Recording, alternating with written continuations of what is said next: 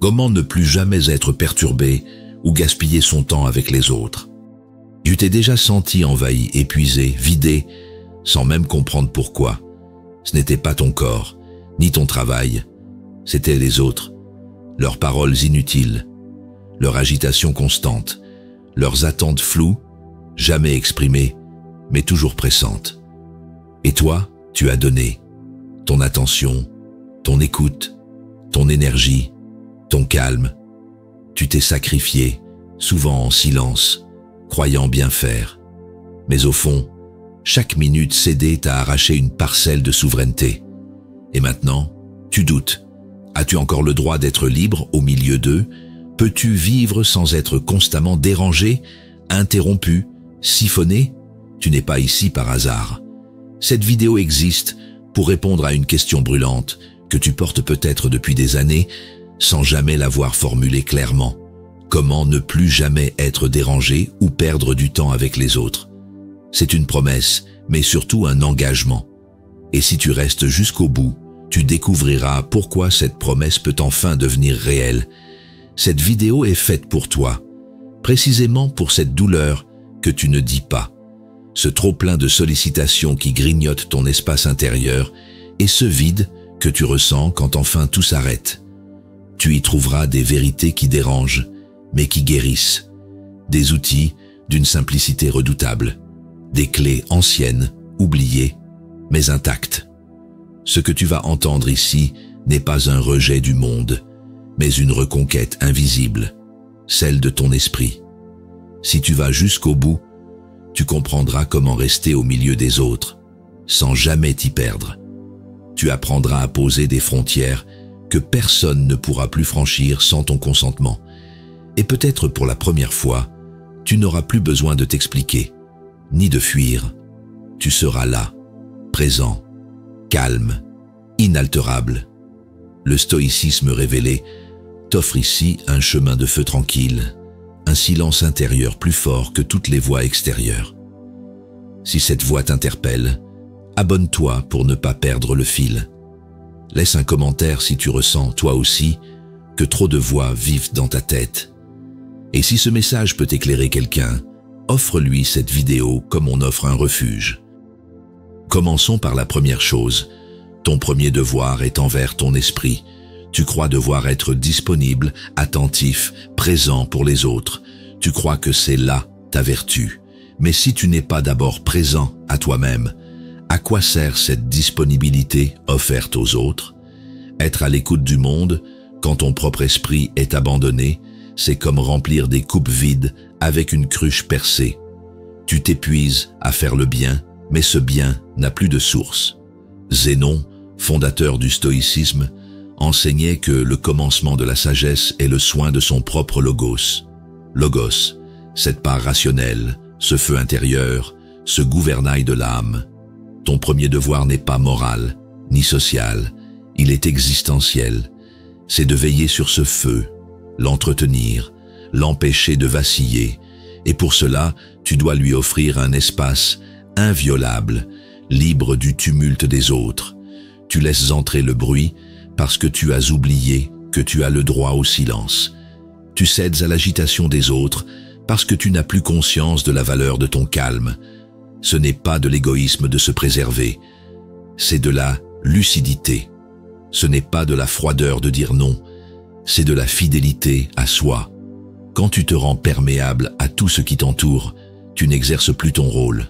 Tu subis, tu dérives, tu ne vis plus par toi-même. Cléante disait, « Celui qui oublie de diriger ses pensées est déjà l'esclave de celles des autres. » Et c'est souvent ainsi que tu te retrouves prisonnier de conversations vides, de tensions inutiles, de liens qui t'étouffent.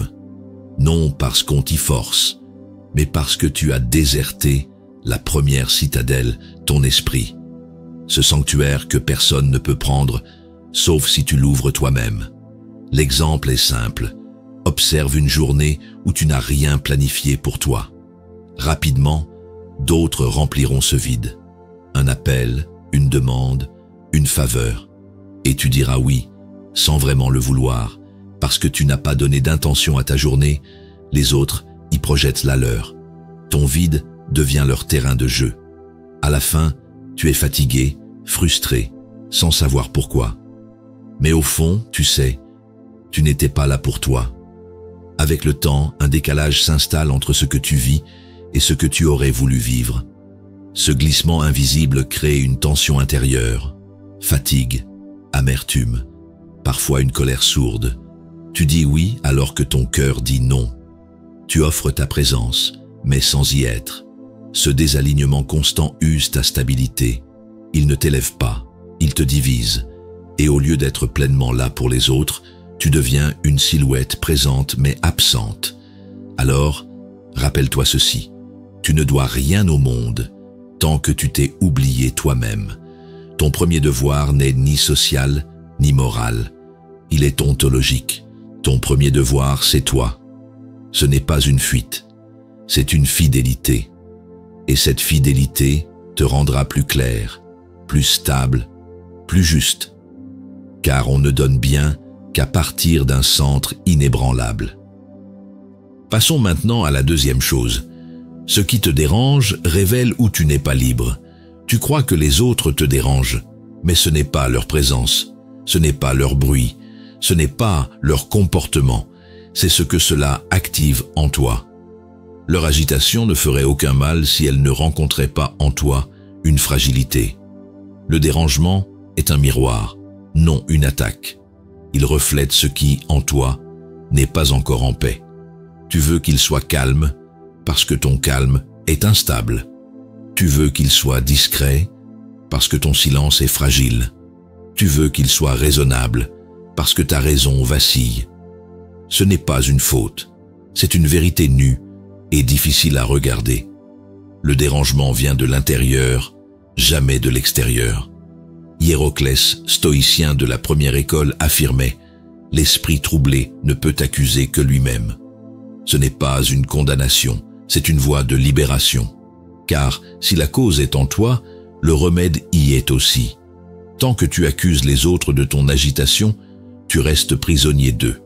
Le jour où tu comprends que leur tumulte n'est que le révélateur de ton propre désordre, tu poses un acte de souveraineté. Le besoin de tranquillité absolue autour de toi vient souvent d'une incapacité à faire silence en toi. Comme un verre rempli à ras-bord, la moindre vibration fait déborder l'eau. Tu n'es pas vide, tu es trop plein d'attentes, de tensions, d'émotions non digérées. Et la moindre perturbation extérieure devient insupportable parce qu'elle réveille ce trop-plein intérieur. Musonius Rufus le disait avec fermeté. Ce n'est pas la douleur qui trouble l'homme, mais l'opinion qu'il s'en fait. Il en va de même pour le dérangement. Ce n'est pas ce que font les autres, mais ce que tu crois qu'ils te font. Un regard de travers, une question répétée, une interruption dans ton calme.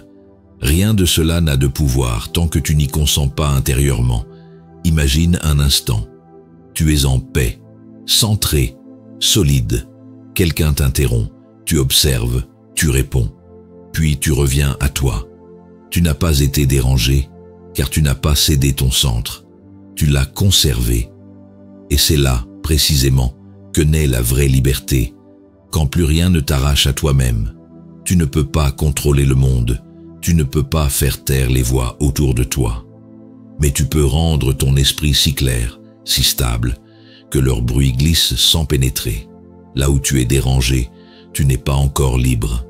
Et là où tu parviens à rester calme malgré le tumulte, tu touches à ta vraie force. Abordons la troisième chose. Le vacarme des autres est un test pour ton jugement. Tu voudrais que le monde soit plus silencieux, plus posé, plus mesuré. Tu penses que c'est cela qui te rendrait enfin serein. Mais le vacarme ne disparaîtra pas. Il changera simplement de visage. D'un collègue bruyant à un parent intrusif. D'un ami envahissant à un inconnu bavard. Ce n'est pas le bruit qu'il faut faire taire, c'est ton besoin qu'il cesse pour que tu sois bien. Le stoïcisme ne promet pas un monde calme. Il enseigne une âme calme dans un monde bruyant. Il ne cherche pas à corriger les autres, mais à affiner ton regard. Si tu attends la paix des autres pour avoir la tienne, tu n'es pas libre. Tu es enchaîné à leurs gestes, à leurs mots, à leur humeur. C'est une forme de dépendance, subtile mais totale. Zénon nous avertissait, « Celui qui ne supporte pas le tumulte extérieur est encore soumis à lui. » Le vacarme est donc une épreuve, un test de ton jugement, car ce n'est pas le bruit qui t'empêche d'être en paix, c'est le sens que tu lui donnes. Quand tu crois que le silence des autres est nécessaire à ton équilibre, tu abandonnes ta souveraineté. Ton jugement, c'est ton filtre. Si tu juges qu'un bavard est un obstacle, il le devient. Si tu juges qu'il est un test, il t'élève. La qualité de ton esprit ne se mesure pas à l'absence de distraction, mais à ta capacité à ne pas les laisser t'atteindre. Ce n'est pas une fuite, c'est une force tranquille, une discipline invisible. Cléante disait « L'âme forte entend le chaos comme on entend la pluie, sans le craindre, sans s'y attarder. » Si tu veux progresser, ne cherche pas le silence. Cherche à devenir celui que rien ne trouble. Chaque conversation vide, chaque bruit inutile est une occasion de te recentrer. Non en te retirant, mais en tenant bon, sans résistance inutile. Vois cela comme un entraînement. Le vacarme des autres est ton gymnase invisible. Chaque mot en trop, chaque demande absurde, chaque interruption devient un poids que tu soulèves sans bruit. Et à force, tu développes cette puissance rare. Rester maître de toi dans le tumulte, sans te raidir, sans fuir, sans condamner. Le vacarme extérieur cessera peut-être un jour, mais il est bien plus probable qu'il continue. Ce qui peut cesser, c'est ton trouble. Le vacarme est là pour tester ton jugement.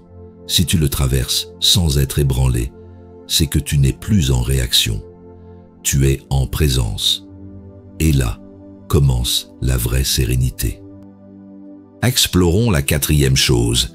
Ceux qui volent ton temps volent ta souveraineté. Tu dis souvent que tu manques de temps, que les journées passent trop vite, que tu n'arrives plus à te poser, à créer, à te retrouver. Mais regarde bien, ce n'est pas le temps qui te manque, c'est toi qui n'es plus maître de lui. Il t'est pris non par des voleurs violents, mais par des demandes douces, répétées, qui se présentent comme normales. Chaque interruption, chaque sollicitation, chaque « tu as 2 minutes » est une morsure invisible, une morsure dans ta présence, dans ton intention, dans ton espace. Et plus tu les acceptes sans discernement, plus tu renonces à ce qui te constitue, ton autorité sur ton temps. Ce n'est pas seulement une question d'efficacité, c'est une question de dignité.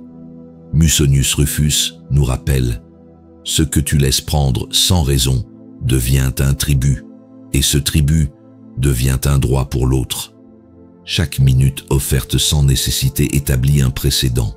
À force de céder, on te considère comme disponible. Non parce que tu l'es, mais parce que tu ne t'es jamais affirmé autrement. Tu peux voir cela dans les petits faits du quotidien. Tu te poses pour lire, réfléchir, méditer. Quelqu'un t'interrompt. Tu souris, tu écoutes, tu réponds. Tu crois être poli, mais ce que tu viens de sacrifier, c'est plus qu'un moment. C'est un état d'esprit. Et pour le retrouver, il te faudra souvent bien plus que le temps perdu. Il te faudra une énergie que personne ne te rendra. Épictète insistait, ce que tu possèdes vraiment, c'est ce que personne ne peut te prendre sans ton accord. Le temps en fait partie, mais encore faut-il le considérer comme un bien sacré, non comme une ressource, mais comme une souveraineté. Tant que tu ne traites pas ton temps avec respect, les autres ne le feront pas. Ce n'est pas de fermer la porte à tout le monde, c'est de l'ouvrir avec conscience, de savoir quand tu es vraiment disponible et quand tu dois t'appartenir. Le problème n'est pas que les autres demandent, c'est que tu oublies de poser les fondations d'une vie alignée sur ce qui t'est essentiel. Chaque fois que tu défends ton temps, tu affirmes ta souveraineté, tu ne rejettes personne, tu te recentres, tu n'humilies pas, tu limites. Ceux qui volent ton temps volent ta souveraineté. Et cette souveraineté est trop précieuse pour être cédée à ceux qui ne mesurent pas sa valeur. Continuons avec la 5e chose. Ne rien devoir sans rien briser. Tu as peur de dire non parce que tu crois que cela brise les liens. Tu acceptes pour ne pas décevoir, pour ne pas froisser, pour ne pas passer pour quelqu'un d'indifférent. Mais à force de céder, ce ne sont pas les liens que tu protèges, c'est ta propre image. Et cette image devient une prison, polie en surface, mais rongée à l'intérieur. Chaque fois que tu donnes sans conviction, tu t'éloignes de toi-même. Chaque fois que tu dis oui en pensant non, tu fais crédit à l'autre sur ton énergie. Et ce crédit, tu le paieras. En frustration, en colère rentrée, en fatigue morale. Ce que tu crois préserver se transforme peu à peu en ressentiment. Zénon enseignait, le sage donne sans dette et refuse sans offense. Cette phrase contient un secret puissant, la liberté relationnelle. Savoir donner quand cela naît de la joie et savoir refuser quand cela vient d'un besoin de protection, sans blessure, sans drame, sans théâtralisation, juste un non paisible, enraciné, évident. Le vrai lien ne se brise pas quand tu poses une limite, il se révèle. Celui qui t'aime vraiment comprendra ton refus.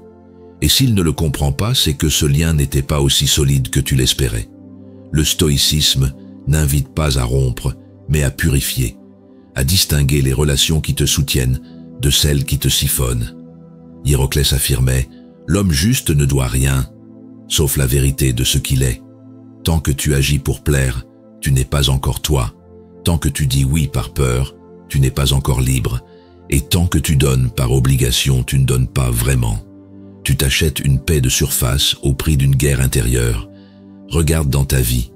Combien de fois as-tu accepté une demande que tu ne pouvais pas honorer? Combien de fois as-tu menti par omission pour éviter un conflit? Ce ne sont pas de grands crimes, ce sont de petites fissures. Mais ces fissures, à la longue, affaiblissent ton axe. Elles te rendent flou, hésitant, perméable. Ne rien devoir, ce n'est pas tout refuser.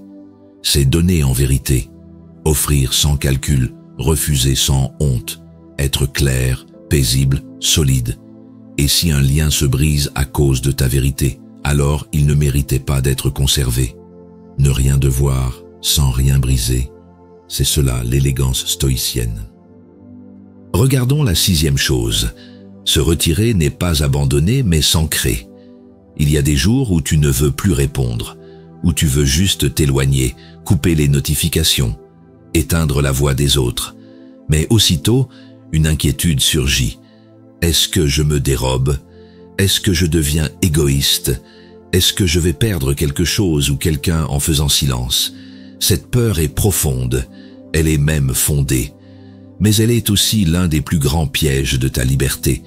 Tu as appris à te définir par ce que tu offres aux autres, ta présence, ton écoute, ta réactivité. Mais à force d'être là pour tout le monde, tu n'es plus là pour toi. Et quand tu ressens le besoin de te retirer, ce n'est pas un caprice, c'est un réflexe de survie, une alarme intérieure, une tentative d'ancrage dans un monde qui t'a dispersé. Cléante disait, « Le sage s'efface parfois, non pour fuir les hommes, mais pour revenir à lui. » C'est cela que tu dois comprendre. Se retirer, ce n'est pas fuir, c'est redevenir lisible à soi-même, reprendre souffle, refaire silence, non contre les autres, mais pour retrouver ce qui est essentiel. Ce n'est pas une rupture, c'est un retour. Les autres voudront souvent te faire croire que ta présence est requise, que ton absence est une offense. Mais si une relation exige ta constante disponibilité, elle n'est pas vivante, elle est possessive, et ta paix n'a pas à être le prix de leur sécurité. Tu peux t'absenter, tu peux disparaître un moment, et si le lien est sain, il tiendra. Sinon, il se rompra, et ce sera une bénédiction. Zénon écrivait, « Celui qui veut être libre doit apprendre à disparaître sans cesser d'exister. » Ce n'est pas l'effacement, c'est la densité. Être là sans être visible, être présent sans être disponible. Tu n'as pas besoin d'être en contact constant pour être fidèle à ce que tu es.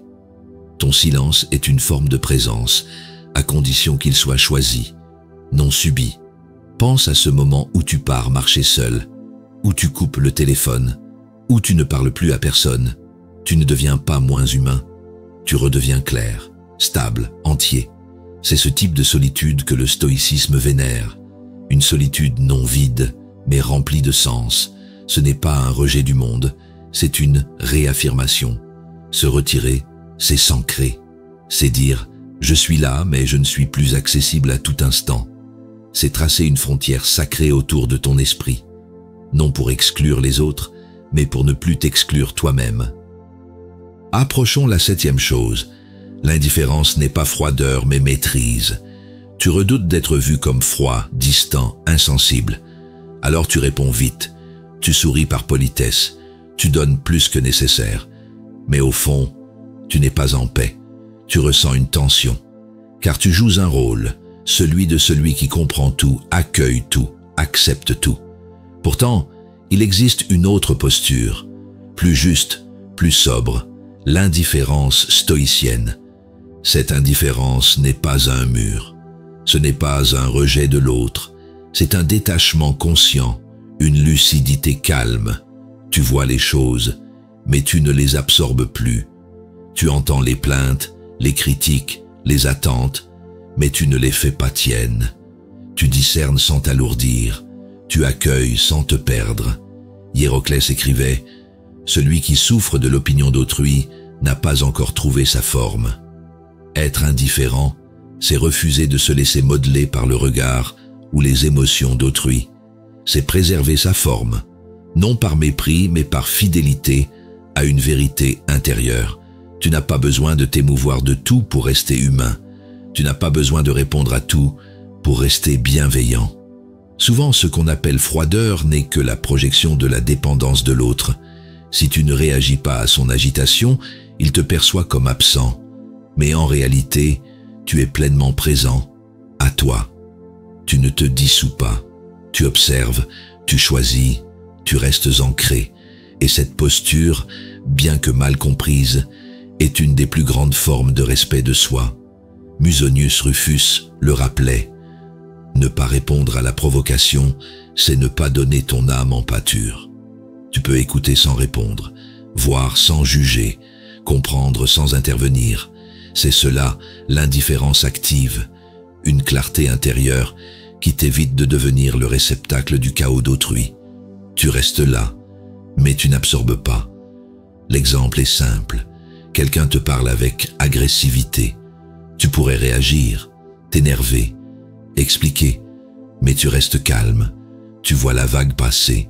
Tu n'es pas froid, tu es solide. Tu n'as pas fui, tu as tenu. Et dans ce silence maîtrisé, il y a une puissance plus forte que 1000 arguments. L'indifférence n'est pas une distance affective, c'est une force tranquille, une posture rare, celle de celui qui a appris à ne plus absorber ce qui ne le concerne pas, celui qui sait que tout ce qu'il laisse entrer en lui devient son fardeau, et qui choisit, enfin, de ne porter que ce qu'il a choisi. Allons vers la 8e chose. Ce qui est à toi ne se négocie pas.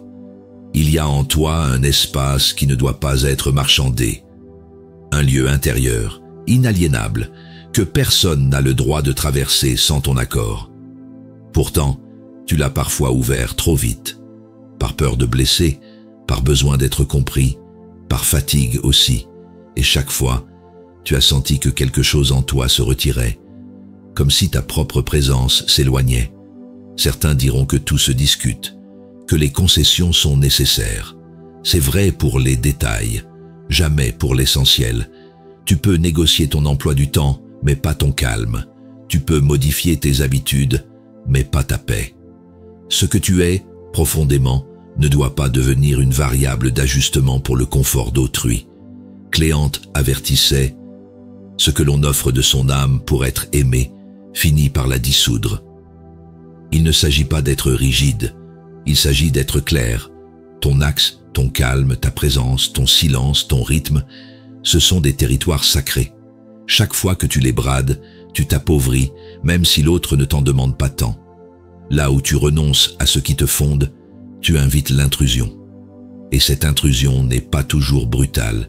Elle peut être douce, affectueuse, bien intentionnée, mais elle te dissout lentement. Ce que tu cèdes aujourd'hui par gentillesse, tu le regretteras demain dans le silence de ton désalignement. Musonius Rufus insistait. Le sage ne vend pas ce qui est à lui, même contre l'amour. Cette phrase est rude, elle est vraie. Le respect ne naît pas de la complaisance, mais de la clarté. Quand tu ne poses aucune limite, tu apprends aux autres que tout est négociable. Et bientôt, ton calme, ton énergie, ta vérité, tout devient matière à compromis. Observe les endroits où tu te sens vidé, les lieux, les personnes, les situations où tu ressors plus léger de toi-même. Ce sont souvent les moments où tu as transigé sur l'essentiel, non parce qu'on t'y a forcé, mais parce que tu as oublié que ce qui est à toi ne se donne pas. Il se garde, il se protège, il s'honore. Ce qui est à toi ne se négocie pas par orgueil, par dignité. Et cette dignité silencieuse, invisible, est ce qui te rend inaltérable. Non pas dur, mais ferme.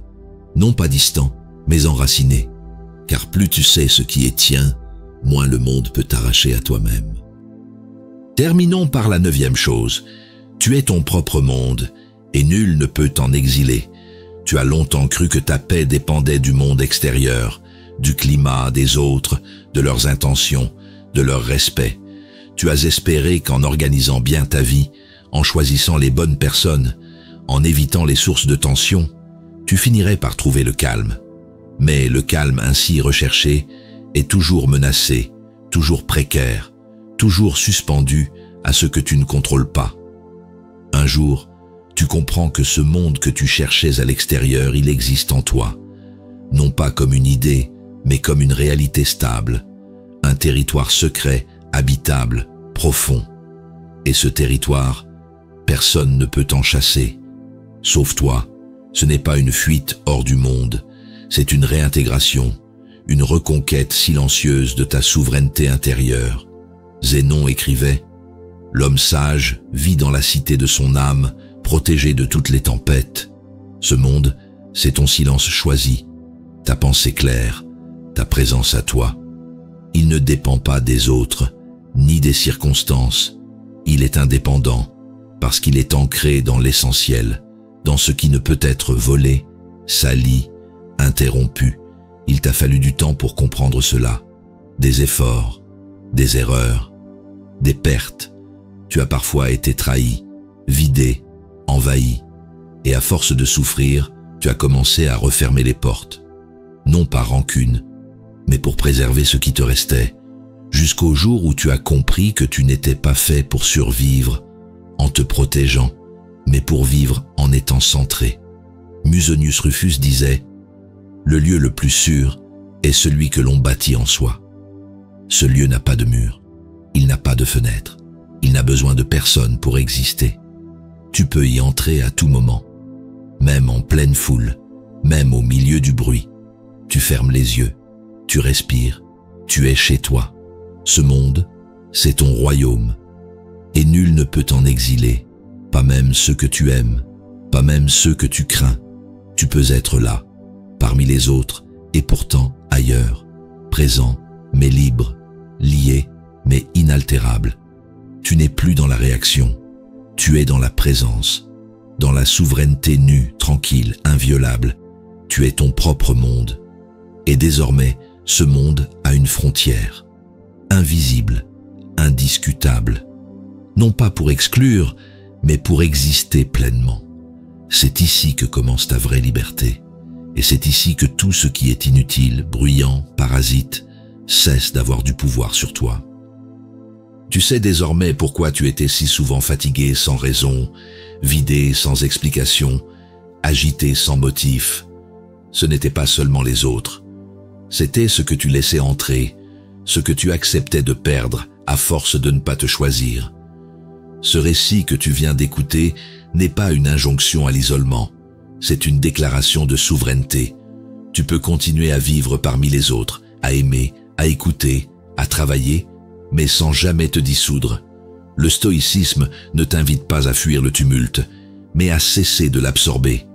Il ne t'apprend pas à devenir dur, mais à devenir clair, à choisir ce que tu laisses entrer, à poser des frontières sans haine, à dire non sans justification. à offrir ta présence, non comme une dette, mais comme un don libre. Tu n'as plus besoin de t'expliquer. Tu n'as plus besoin de justifier ton besoin de calme. Il est légitime. Il est vital. Et surtout, il est tien. Le monde extérieur continuera. Les autres parleront encore. Mais toi, tu marcheras autrement, avec moins de bruit, moins de dispersion, et surtout, sans te perdre. Tu n'as pas à fuir le monde. Tu as à t'ancrer, à habiter ton esprit comme un sanctuaire, à faire de ton attention un trésor, non une ressource épuisable. Ce qui t'a été volé, tu peux le reconquérir. Ce que tu croyais perdu, tu peux le retrouver. Et ce que tu as découvert ici, tu peux le garder, silencieusement, sans jamais le revendre. Le stoïcisme révélé t'a conduit ici pour cela, pour te montrer que la paix ne s'achète pas, elle se protège, qu'elle ne s'impose pas, elle s'incarne, et qu'elle ne vient pas des autres, mais de toi. Si tu sens que ce chemin t'appelle, abonne-toi pour ne pas perdre le fil. Laisse un commentaire si un mot, une phrase, a touché ce que tu n'avais jamais su formuler. Et si ce message peut éclairer quelqu'un que tu aimes, partage-le. Offrir la paix, c'est déjà l'habiter.